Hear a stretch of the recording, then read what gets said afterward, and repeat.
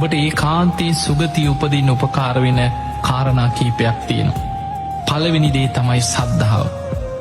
ඔබ නිතර බුදුගුණ සිහි කරනවන, ඔබ නිතර ධර්මී ගුණ සිහි කරනවන, ඔබ නිතර ආරි මහා ශ්‍රාවකයන්ව සංඝයාව ගුණ වශයෙන් සිහි කරනවන, ඔබේ හිතේ තුනුරුවන් ගැන අප්‍රමාණ සද්ධාාවක් උපදිනවා. එහෙම සද්ධාව ඉන්ද්‍රයක් හැටියට, බලධර්මයක් හැටියට, සේක බලයක් හැටියට දියුණු කරගත්ත කෙනා, ඒ කෙනා කවදක් කොතන කොයි මොහොතේ මැරුණත් ඒ සද්ධාවම බලවත් වෙලා ඔහු මරණින් මත්තේ සුගතිගාමී වෙනවා. පිංහතුනි, දවසක් දෙවිවරු පිරිසක් දිවිය ලෝකෙ සතුටු එමින් ප්‍රීති ගෝසා කරනවා. දෙවිවරු බුදු කෙනෙක් පහළ වෙනකොට බුදුන් සරණ යන අය නිසා දිවිය පිරිස වැඩි වෙනවා කියලා දෙවියන් ප්‍රීති ගෝසා කරනවා. ඒකට හේතුව බුද්ධ ශූන්‍ය කාලවල ලෝකෙ බලවත්ම දේ තමයි නියත මිත්‍යා දෘෂ්ටිය. පින් පව් කියල දෙයක් නෑ. ඕන අකුසලයක් කරපල්ලා. ඕය විපාක නෑ, කර්ම කරම්පල කියල දෙයක් නෑ. ඔය වගේ අදහසක් ලෝකෙ මිත්‍යා දෘෂ්ටිය හැටියට පැතිරෙනවා. ඒ මිත්‍යා දෘෂ්ටිය පිහිටන කාලේ, බලවත් වෙන කාලේ ලෝකෙ බොහෝ පිරිස අකුසල් වලට ලැජ්ජාව බය නැති වෙනවා. ඒ නිසා බොහෝ අකුසල් කරලා, පව්කං කරලා, මිත්‍යා දෘෂ්ටියේ යුතුව කටයුතු කරලා බොහෝ පිරිස මරණින් මත්තේ අපාගාමී වෙනවා. ඒ කාලවල මිත්‍යා දෘෂ්ටිය බලවත් කාලවල, බුද්ධ ශූන්‍ය කාලවල දිවිය පිරිස අඩුවෙනවා කියලා.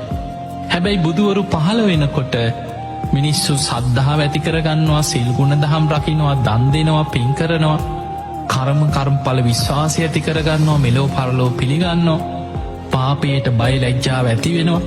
ඒ තුළ බොහෝ පිරිස මරණින් මත්තේ සුගතිගාමී වෙනවා. ගාථාවකින් කියනවා ඒකේචි බුද්ධන් සරණං ගතාසේ. ස්වාමීනී භාග්‍යතුන් වහන්සේ යමෙක් බුදුන් සරණ ගියොත් අවබෝධේ නතේ ගමිස්සන්ති අපායන්, ඒ අය නම් අපායවල් වලට වැටෙන්නේ නැහැ කිව්වා.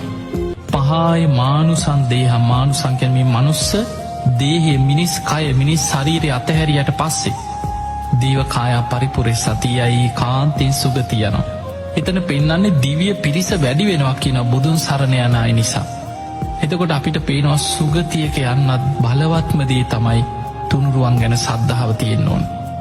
ඔබ කවදා කොතන කොයි මොහොතේ මැරුණත් ඔබට සුගතිය යන්න නම් අවශ්‍ය පළවෙනිම දේ තමයි කිව්වා තුනුරුවන් ගැන සද්ධාව.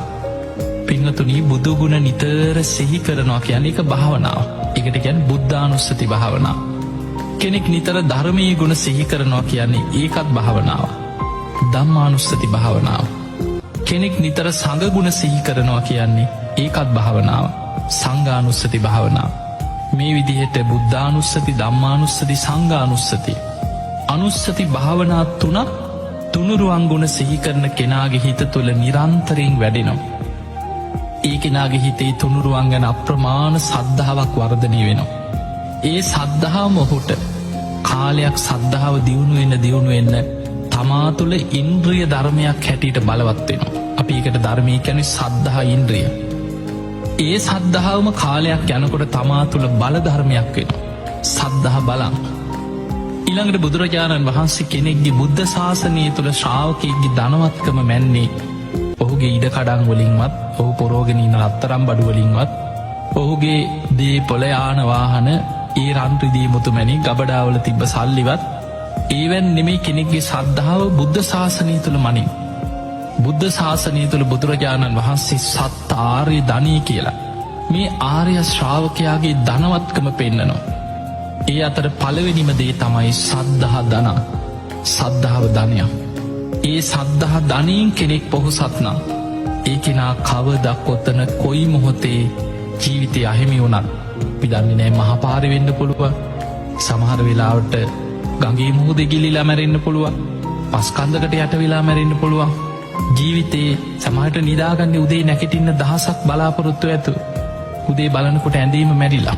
ඒ වගේ ජීවිතේ ඕනම මොහොතක ජීවිතය අවසන් වෙන්න පුළුවන්. හැබැයි ඕනම මොහොතක ඒ කෙනාට සුගතිය උපදින්න උපකාර වෙන පළවෙනිම දේ තමයි සද්ධාව.